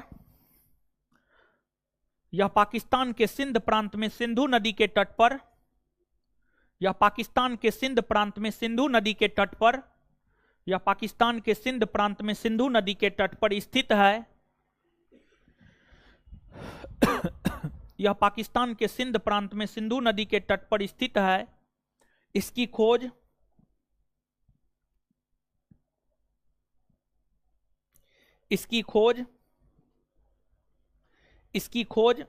फजल अहमद खां ने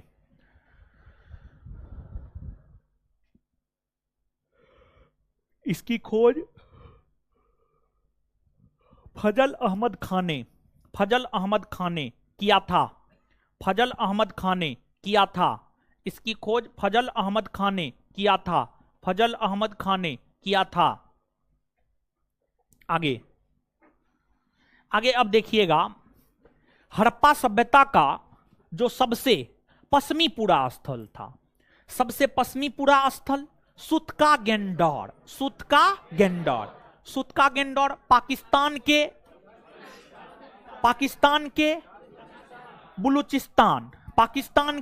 बलूचिस्तान प्रांत में दास्क नदी के तट पर। कौन नदी के तट पर? दास। कौन नदी के तट पर? दास। और जो सुतका गेंडौर है, इसकी खोज ऑरेल एस्टेइन नामक विद्वान ने किया था। ऑरेल एस्टेइन नामक विद्वान ने किया था। तो अब आप नीचे से हेडिंग मारिएगा सुतका गेंडौर। सुतका गेंडौर, गेंडौर।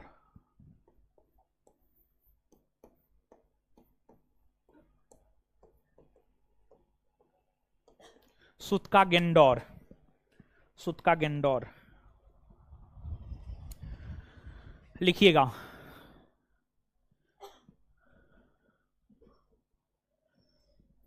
यह पाकिस्तान के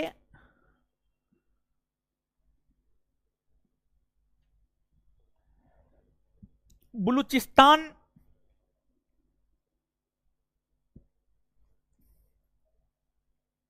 प्रांत में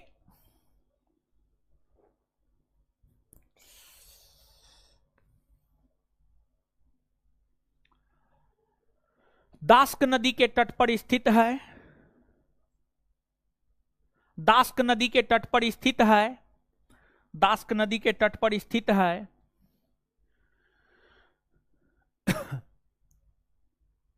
इसकी खोज ऑरेल एस्टेइन नामक विद्वान ने किया है। इसकी खोज ऑरेल एस्टेइन नामक विद्वान ने किया है।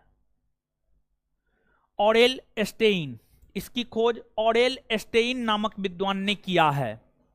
इसकी खोज ऑरेल एस्टेइन, बोर्ड पे लिखा हुआ है, ठीक है, तब पर भी क्या कियाते रहते हैं।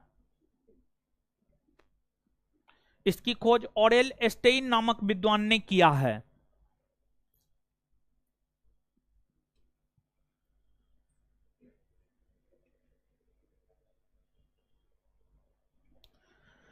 चलिए हो गया।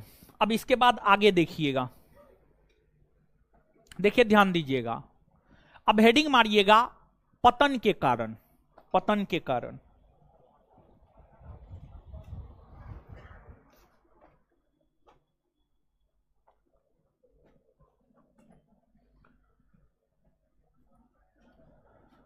देखिए,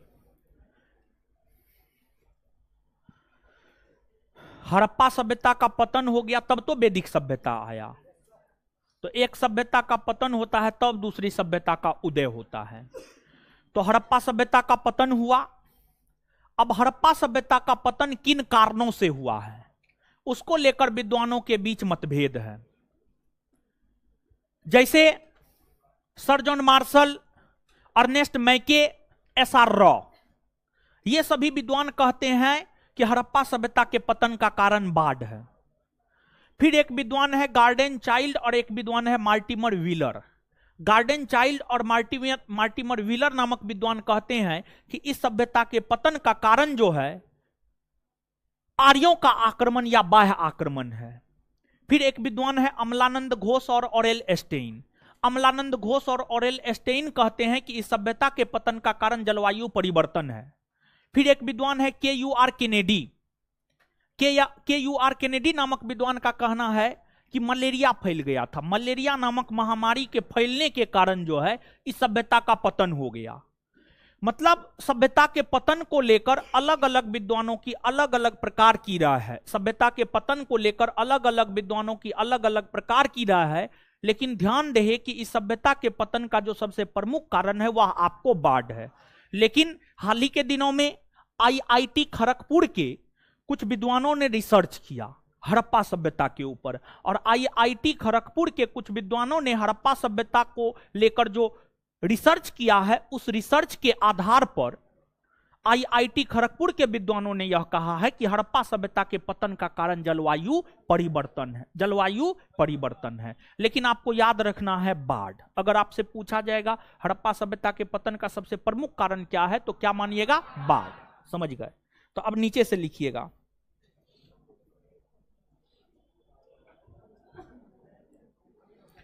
हड़प्पा सभ्यता का पतन किन कारणों से हुआ है?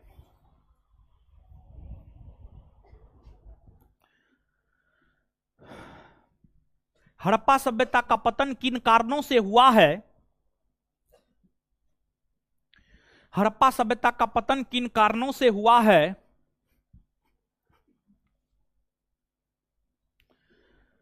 हड़प्पा सभ्यता का पतन किन कारणों से हुआ है इसको लेकर हड़प्पा सभ्यता का पतन किन कारणों से हुआ है इसको लेकर विद्वानों के बीच मतभेद है।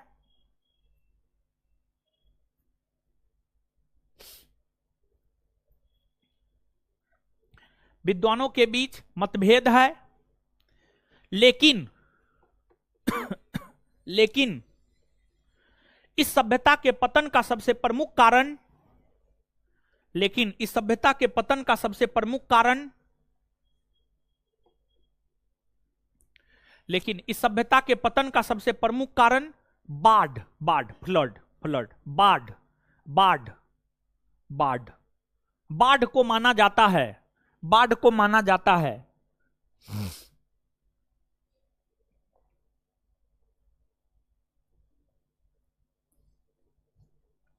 हाल ही के दिनों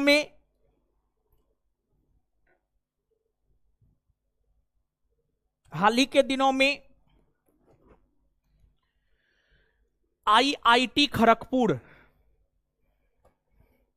हाल ही के दिनों में आईआईटी खड़गपुर हाल ही के दिनों में आईआईटी खड़गपुर हाल ही के दिनों में आईआईटी खड़गपुर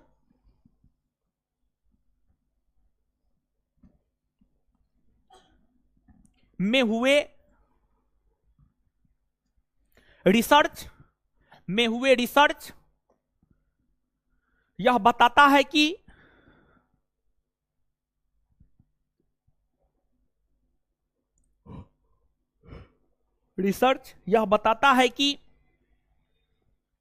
इस सभ्यता के पतन का कारण जलवायु परिवर्तन है।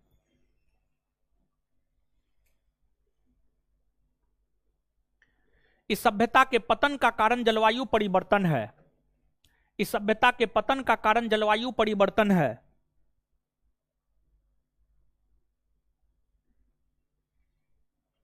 चलिए आगे लिखिएगा। 1 नंबर में sir John Marshall, sir John Marshall, Ernest Mackay, Ernest Mackay, sir John Marshall comma Ernest Mackay, sir John Marshall comma Ernest Mackay, Mackay और एस आर रॉ, और एस आर रॉ के अनुसार, और एस आर रॉ के अनुसार, और एस आर रॉ के अनुसार हड़प्पा सभ्यता का पतन बाढ़ के कारण हुआ है। एस आर रॉ के अनुसार हड़प्पा सभ्यता का पतन बाढ़ के कारण हुआ है।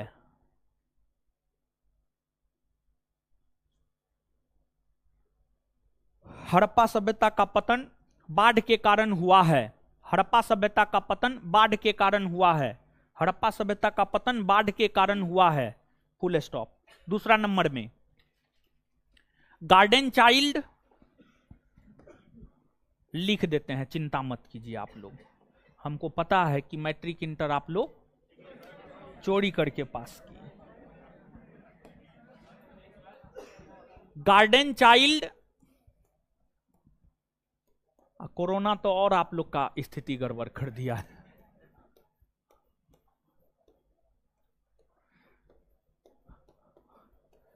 गार्डन चाइल्ड और मार्टिमर व्हीलर, गार्डन चाइल्ड और मार्टिमर व्हीलर के अनुसार,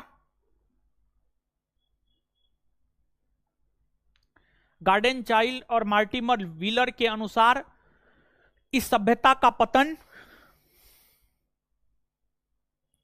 इस सभ्यता का पतन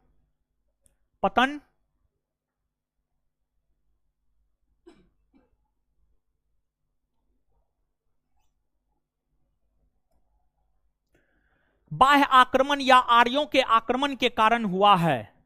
बाह्य आक्रमण या आर्यों के आक्रमण के कारण हुआ है। बाह्य आक्रमण या आर्यों के आक्रमण के कारण हुआ है।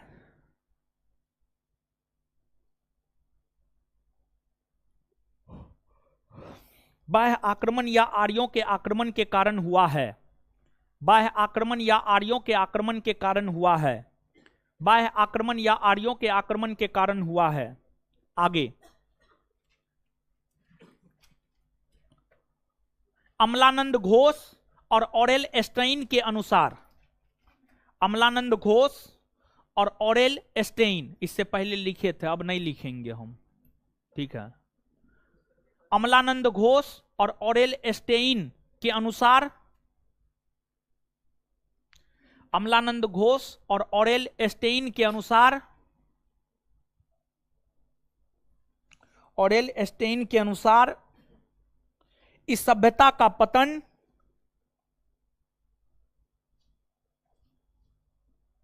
जलवायु परिवर्तन के कारण हुआ है।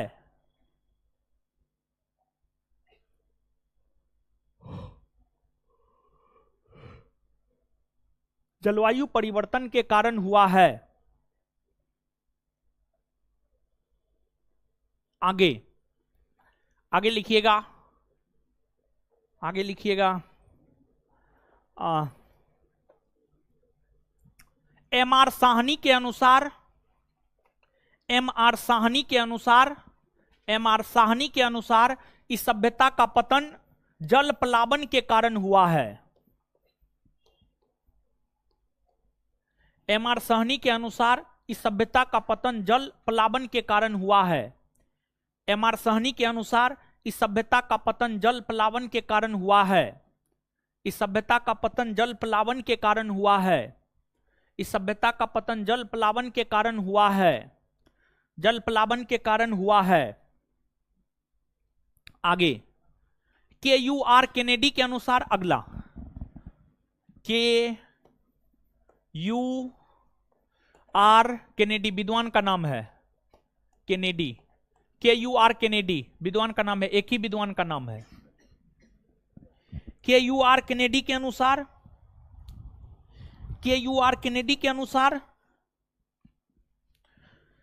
के यू आर केनेडी के अनुसार इस सभ्यता का पतन, के यू आर केनेडी के अनुसार इस सभ्यता का पतन, इस सभ्यता का पतन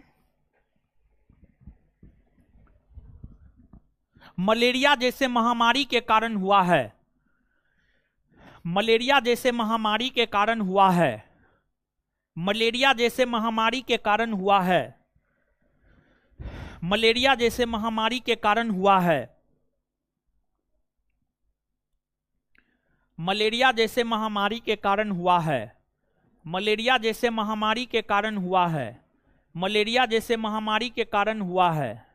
ठीक है, चलिए अब सुन लीजिए, देखिए ध्यान दीजिएगा। अब आगे हेडिंग मारिएगा कुछ अन्य तथ्य। कुछ अन्य तथ्य, कुछ अन्य तथ्य, कुछ अन्य तथ्य में 20-25 पॉइंट लिखाएंगे, चैप्टर खत्म। कुछ अन्य तथ्य, चलिए सुनिए। इस सभ्यता में आप ईंट से परिचित हुए हैं?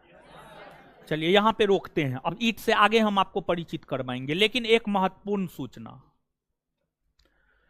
महत्वपूर्ण सूचना यह है कि आपको जो है संस्थान के भीतर एक टीचर को हम रखे हुए हैं लॉकडाउन के टाइम से ही, लगभग जो है 2021 से ही रखे हुए हैं, लगभग 2 साल होने चला है उनको। 2 साल में बिहार दरोगा 2213 वाला बैच में उनसे मैथ पढ़वाए हैं, फिर बिहार एसएससी बैच में भी मैथ पढ़वाए हैं, एसएससी जीडी बैच में भी मैथ पढ़वाए हैं उनसे। तो अब इतना चीज पढ़ाने के बाद देखे कि ठीक ठाक स्थिति है, मतलब ठीक ठाक स्थिति है, मतलब जो बताते हैं क्लास में क्वेश्चन वहां से आता है उस कंसेप्ट के आधार पर। यहां तक कि बहुत सारा क्वेश्चन तो डाटा के साथ जो है आपको मैच करवा दिए हैं। बिहार एसएससी में लगभग 5 से 10 क्वेश्चन एक सीटिंग में जो है एकदम डाटा के साथ हूबहू मैच खाया है। तो हमें लगा कि उन्हें मौका देना चाहिए, तो इसलिए जो है उनका जो है मैथ का एक फाउंडेशन बैच हम दिए हैं। और मैथ का जो फाउंडेशन बैच है, मैथ का फाउंडेशन बैच आज से शुरू हुआ है। आज कुछ भी नहीं पढ़ाया गया है, आज यानी 10 तारीख है, आज से ही शुरू हुआ है। 10 तारीख को सुबह 10 बजे से, समझ गए, 10 तारीख सुबह 10 बजे से, यानी आज से सुबह 10 बजे से मैथ का फाउंडेशन बैच शुरू हुआ है। इसमें जो है आपको 1 सप्ताह डेमो है, आप 1 सप्ताह डेमो कर लीजिए, आप सेटिस्फाई हो जाइए, उसके बाद आप एडमिशन लीजिएगा। और पहला बैच उनका दिए हैं तो फी जो है बहुत कम रखा गया है, 999 रुपया पूरा मैथ पढ़ाने का फी है। लगभग जो है आपको 9 से 10 महीना आपको पढ़ाएंगे 999 रुपया में, मतलब प्रत्येक महीना 100 रुपया के हिसाब से आपसे लिया जा रहा है। ऑनलाइन तो उससे भी कम लिया जा रहा है, प्रत्येक महीना 50 रुपया। ऑनलाइन फी है मात्र 499 रुपया। और लड़की की बात करें तो जो है लड़की को फाउंडेशन बैच में भी, यहां पर भी छूट मिलता है, हम लोग के बैच में भी छूट मिलता है ना जी, सबको मिलता है, 50% छूट मिलता है। तो लड़की लोग के लिए जो है फी है 499 रुपया, समझ गए। तो और पूरा मैथ, हल्ला मत कीजिए, लड़का लोग के लिए 999, लड़की लोग के लिए 499। ऑफलाइन फी 999, ऑनलाइन फी 499, समझ गए। बहुत मिनिमम फी में जो है आपको ये बैच दिया गया है। आप इस बैच का जो है फायदा उठा सकते हैं, हल्ला मत कीजिए आप लोग, समझ गए। तो आप डेमो कीजिए, कल से आ जाइए, 1 सप्ताह 10 दिन 15 दिन तक आप डेमो कीजिए, आप पूरा सेटिस्फाई हो जाइए, उसके बाद आप एडमिशन लीजिएगा। क्लास जो चलता है, जो नीचे वाला क्लासरूम है संस्थान के भीतर, जो सबसे नीचे वाला क्लासरूम है, ये तो सबसे टॉप फ्लोर पे है, उसके नीचे भी एक क्लासरूम है, उसके नीचे भी एक क्लासरूम है। सबसे नीचे वाला क्लासरूम में जो है आपको क्लास चलता है। तो आप लोग जो है आकर के देखिए क्या है क्या नहीं है, समझ गए। टाइम है सुबह 10 बजे, टाइम है सुबह 10 बजे। आज एक क्लास हुआ है, कल दूसरा क्लास होगा, तो आना है सबको, समझ गए। अब सुनिएगा, ये महत्वपूर्ण सूचना था। अब दूसरी बात यह है कि इस सभ्यता के अंतर्गत जो है आपने ईंट का नाम सुना होगा। किसका नाम? ईंट। कच्ची ईंट, पक्की ईंट सुने हैं? सुने हैं ना? पक्की ईंट से क्या बनता था? हाय, घर बनता था ना। कच्ची ईंट से रोड बनता था ना। तो अब देखिएगा बड़ा बड़ा ईंट मिला है। देखिए ईंट का सामान्य तौर पर जो साइज होता है, ये साइज होता है ईंट का सामान्य तौर पर, लेकिन एकदम इस बहुत बड़ा बड़ा ईंट मिला है। तो मतलब जैसे कि आप सामान्य तौर पर ईंट का ये साइज होता है, इतना बड़ा ईंट मिला है। तो बड़ा ईंट नहीं हो गया, बड़ा ईंट हो गया। तो इस सभ्यता के अंतर्गत सबसे बड़े ईंट का साक्ष्य मोहनजोदड़ो से मिला है। हड़प्पा सभ्यता के अंतर्गत सबसे बड़े ईंट का साक्ष्य मोहनजोदड़ो से मिला है। दूसरी बात, ईंट, जैसे ईंट तो सामान्य तौर पर आयताकार, मान लीजिए सामान्य तौर पर आयताकार होता है, सीधा होता है, सीधा होता है नो। ईंट सामान्य तौर पर सीधा होता है। अगर मान लिया जाए कि ईंट जो है आपको टेढ़ा मेढ़ा हो तो फिर मकान खड़ा हो पाएगा? नहीं हो पाएगा। लेकिन इस सभ्यता के उत्खनन से जो है वक्राकार ईंट, मतलब कर्व, मतलब टेढ़ा मेढ़ा, समझिए वक्राकार यानी कर्व यानी टेढ़ा मेढ़ा, टेढ़ा मेढ़ा ईंट भी मिला है। समझ गए, टेढ़ा मेढ़ा ईंट भी मिला है। और आप देखेंगे कि सामान्य तौर पर जो ईंट सीधा नहीं होता है, जो टेढ़ा मेढ़ा ईंट होता है, उसको बेस बनाने में, समझ गए, जब मकान बनाते हैं तो उसको बेस बनाने में जो है यूज कर लेते हैं, और उस पर जो है अलग अलग यंत्र से जो है फोड़ दिया जाता है, धुरमुस से जो है दबा दिया जाता है, समझ गए। तो वक्राकार ईंट का प्रमाण चनहुदरो से मिला है। कहां से? चनहुदरो। तो सबसे बड़े ईंट का साक्ष्य मोहनजोदड़ो से, वक्राकार ईंट का साक्ष्य चनहुदरो से। तो नीचे से स्टार मार के लिखिएगा। कुछ अन्य तथ्य में 15, 20, 25 पॉइंट हम आपको लिखाएंगे, तब ये चैप्टर खत्म हो जाएगा। लिखिएगा। इस सभ्यता के अंतर्गत, इस सभ्यता के अंतर्गत, इस सभ्यता के अंतर्गत सबसे बड़े ईंट का प्रमाण, इस सभ्यता के अंतर्गत सबसे बड़े ईंट का प्रमाण,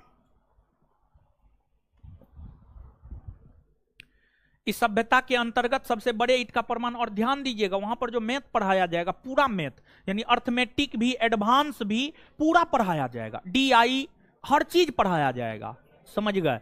और जो है इतना लोएस्ट फी, पहला बैच है इसी वजह से लोएस्ट फी रखे हैं, समझ गए। अगला बैच से जो है ये सुविधा आपको नहीं मिलेगा। इसलिए जो भी लोग मैथ कहीं पढ़ रहे हैं, तो हम ये नहीं कहते हैं कि आप उनको छोड़ करके आ जाइए, एकदम नहीं, ठीक है। आप जहां भी पढ़ रहे हैं वहां पे पढ़िए, लेकिन अगर आप मैथ कहीं नहीं पढ़ रहे हैं तो आप पढ़िए, समझ गए। आप आइए, पढ़िए, आप ज्वाइन कीजिए, आपको तो हम डेमो दे ही रहे हैं, समझ गए। जो पढ़ रहे हैं कहीं पे आराम से पढ़िए, कोई दिक्कत नहीं है। लेकिन एक बात ध्यान में रखिएगा, लगभग 8 से 9 महीना में सिलेबस खत्म कर देंगे, समझ गए। काहे कि हमको पूरा याद है कि हम अपने हॉस्टल में मात्र 3 महीना में पूरे मैथ का सिलेबस खत्म करवाए थे, मात्र 3 महीना में हॉस्टल में पूरे मैथ का सिलेबस खत्म करवाए थे, एडवांस, DI, DS, फिर जो है अर्थमेटिक, टोटल चीज। लेकिन उसमें सैटरडे संडे को 4 घंटा 5 घंटा का क्लास लगता था। तो मतलब 8 से 9 महीना में मैथ आपका खत्म हो जाएगा, समझ गए। 1.5 घंटा का क्लास होगा, 1.5 घंटा, 10 से 11:30 या 11:45 बजे तक। इस सभ्यता के अंतर्गत सबसे बड़े ईंट का प्रमाण, सबसे बड़े ईंट का प्रमाण मोहनजोदड़ो से, मोहनजोदड़ो से मिला है। बायोलॉजी का क्लास खत्म हो गया जी, है? अरे नीचे में बोल रहे हैं जी, नहीं खत्म हुआ है। दूसरा, वक्राकार ईंट का प्रमाण चनहुदरो से मिला है। वक्राकार ईंट का प्रमाण चनहुदरो से मिला है। वक्राकार ईंट का प्रमाण चनहुदरो से मिला है।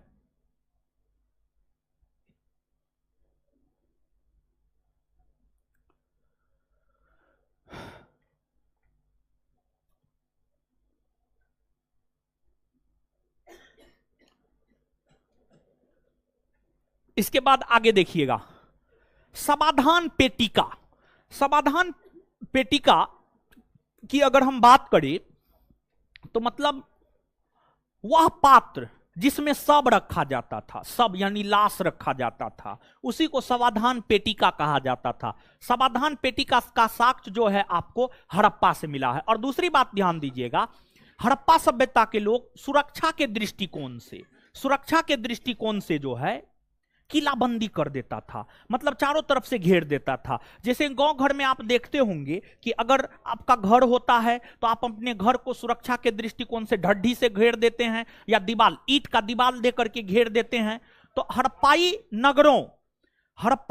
नगरों की कीला कर दी जाती थी। कीला यानी दुर्ग बना दिया जाता था, किला बना दिया जाता था ताकि सुरक्षा बनी रहे। एक ऐसा हड़प्पाई स्थल है चनहुद्रो, जहां से कोई दुर्ग का प्रमाण नहीं मिला है। चनहुद्रो नामक हड़प्पाई स्थल से किसी भी दुर्ग, किसी भी किला का प्रमाण नहीं मिला है। यानी जो चनहुद्रो शहर था वह पूरी तरीका से ओपन था, वहां पर कोई किला का प्रमाण नहीं मिला है। ठीक है, तो नीचे से लिखिएगा, चनहुद्रो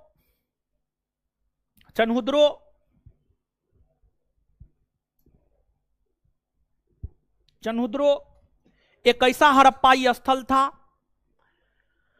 चनहुद्रो एक ऐसा हड़प्पाई स्थल था जहां से कोई दुर्ग के प्रमाण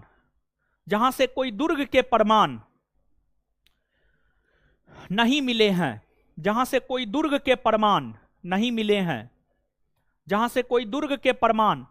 हैं, और ध्यान दीजिएगा एक बात और, आप लोग प्राचीन भारतीय इतिहास का ऑब्जेक्टिव नोट नहीं ना लिए हैं? कौन कौन लोग लिए हैं? काहे ले लिए हैं? हम बोले थे लेने के लिए, हम तो नहीं बोले हैं। हम बोले हैं? हम नहीं बोले हैं। आप अपने मन से काहे ले लिए? नहीं लेना चाहिए था आपको। ठीक है, वो जो है टारगेट बैच के लिए दिए हुए हैं, समझ गए? हम बोले हैं? हम नहीं बोले हैं। हम क्लास में कभी नहीं बोले हैं, समझ गए? खैर, अरे सुनिए ना, अगर ले भी लिए हैं तो कोई दिक्कत नहीं है, ले लिए हैं तो उसके ऑब्जेक्टिव को याद कीजिएगा। ठीक है, और दूसरी बात जो है, ऑब्जेक्टिव की जहां तक बात है, तो ऑब्जेक्टिव को लेकर के जो है आप लोग कमेंट करते रहते हैं। तो ऑब्जेक्टिव जो है आपको जब हम पाषाण युग पढ़ाए थे तो पाषाण युग का 40 गो ऑब्जेक्टिव लेकर के आए थे ना, तो आप लोग देखे थे ना, आपसे बन रहा था ना। अब देखिएगा, आपको हम होमवर्क देते हैं, आप घर जाइएगा, आज घटना चक्र का बुक आता है, पूर्वावलोकन इतिहास का बुक आता है, उससे हड़प्पा सभ्यता का क्वेश्चन बनाइएगा। 82 को क्वेश्चन है, 70 प्लस क्वेश्चन आपसे बन जाएगा। 82 को क्वेश्चन है, 70 प्लस क्वेश्चन आपसे बन जाएगा। ऑब्जेक्टिव हम भी आपको देंगे, समझ गए? तो अब जो है टाइम नहीं है आज, अगले क्लास में हम लोग इस चीज को आगे बढ़ाएंगे। अगले क्लास में खत्म हो जाएगा, वैदिक सभ्यता शुरू हो जाएगा। अब याद करना है, कहां नानी गांव बैठिए, धरफराते रहता है ये सब। बैठ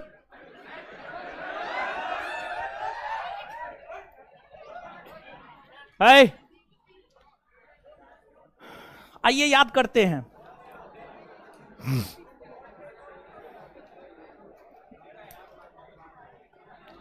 हड़प्पा सभ्यता की लिपि क्या है? हाँ, अभी तुरंत न बताएं, तुरंत जवाब देने में सक्षम है। अब भागने के लिए नानी गांव कितना तैयार रहते हैं, समझ गए?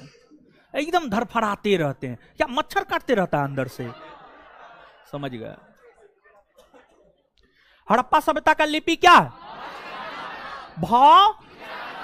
हड़प्पा सभ्यता की लिपि किधर से किधर लिखी जा? दाई से किधर से किधर लिखी जा? किस हड़प्पाई स्थल से 10 मूल चिन्हों का प्रयोग कर एक बड़े अभिलेख मिले? धोला 10 मूल चिन्हों के प्रयोग से जो एक बड़ा अभिलेख लिखा गया, उसका प्रमाण कहां से मिला? कहां से मिला है? हड़प्पा काल में अंतिम संस्कार कितने प्रकार से? सबसे प्रचलित विधि कौन था? पूर्ण समाधिकरण। पूर्ण हड़प्पा सभ्यता के विषय में जानकारी हमें कैसे प्राप्त होती है? पुरातात्विक खुदाई। हड़प्पा सभ्यता के विषय में जानकारी हमें कहां से प्राप्त होती है? पुरातात्विक खुदाई से। ठीक है, इसके बाद जो है RH-37 नामक कब्रिस्तान कहां से? हड़प्पा। कहां से? हड़प्पा से। युगल समाधान भाई महाराज अजीब हाल है आप लोग का। युगल समाधान का मतलब नहीं समझते हैं, क्या दिमाग है भाई। समझ गया, मतलब एक साथ दो शब्द, एक साथ दो लाश, एक साथ दो लाश। युगल मतलब जोड़ा, जोड़ा मतलब दो, समझ गए, जोड़ा मतलब दो। अगर आप सिंगल है मतलब आपकी गर्लफ्रेंड नहीं है तो आप सिंगल हैं। अगर मान लिया जाए कि आपकी गर्लफ्रेंड है तो आप डबल हैं, आप युगल हैं, समझ गए। तो मतलब एक साथ जो है दो दो सब का प्रमाण युगल समाधान, एक साथ दो सब का प्रमाण, दो मानव के अस्थि पंजर का प्रमाण जो है आपको युगल समाधान। चलिए आगे बताइएगा। RH-37 नामक कब्रिस्तान कहां से मिला? कहां से मिला है? युगल समाधान कहां से मिला? युगल समाधान, युगल समाधान। मानव के साथ कुत्ता को दफनाए जाने, मानव के साथ कुत्ता, मानव के साथ कुत्ता को। रोपर कहां है? पंजाब में। रोपर कहां है? रोपर कहां है? कौन नदी के तट? कौन नदी? कौन नदी? आजाद भारत में उत्खनित प्रथम स्थल कौन है? आजाद भारत में उत्खनित प्रथम स्थल कौन है? रोपर। इसके खोजकर्ता कौन है? इसके खोजकर्ता कौन है? रोपर के खोजकर्ता, रोपर के खोजकर्ता, आलमगीर के खोजकर्ता, आलमगीरपुर के खोजकर्ता यज्ञदत्त शर्मा। आलमगीरपुर के खोजकर्ता, आलमगीरपुर के खोजकर्ता। रंगपुर कहां है? रंगपुर, रंगपुर, रंगपुर, रंगपुर गुजरात में। मुंह से आवाज नहीं निकालिए, जो जो नहीं निकालने हैं अगली बारी उन्हीं का है। अगले क्लास में तो हम फटियाएंगे, आप चिंता मत कीजिए। धोलावीरा कहां है? धोलावीरा। एकमात्र स्टेडियम का प्रमाण कहां से? एकमात्र स्टेडियम का प्रमाण कहां से मिला है? अच्छा,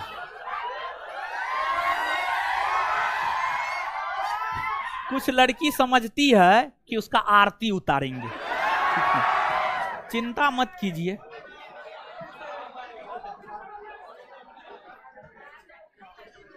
राखी गढ़ी के खोजकर्ता कौन है? सूरज भान। राखी गढ़ी के खोजकर्ता, राखी गढ़ी के खोजकर्ता। कोट दीजी के खोजकर्ता फजल अहमद। कोट दीजी के खोजकर्ता, कोट दीजी के खोजकर्ता। सुतका गेंडोर के खोजकर्ता, सुतका गेंडोर के खोजकर्ता। ऑरेल। हड़प्पा सभ्यता के पतन का सबसे प्रमुख कारण, हड़प्पा सभ्यता के पतन। जॉन मार्शल ने हड़प्पा सभ्यता के पतन का कारण क्या बताया? क्या बताया? गार्डन चाइल्ड ने, गार्डन चाइल्ड ने। बाह्य आक्रमण, बाह्य। अमलानंद घोष ने, अमलानंद घोष ने जलवायु और मलेरिया जैसी महामारी से इस सभ्यता का पतन हुआ है। KUR। सबसे बड़े ईंट का प्रमाण कहां से? सबसे बड़े ईंट का प्रमाण वक्राकार ईंट, वक्राकार ईंट। कहां से कोई दुर्ग का प्रमाण नहीं मिला? कोई दुर्ग का प्रमाण कहां से? याद हुआ? इससे आगे अगले क्लास में मिलते हैं। धन्यवाद सभी लोगों का।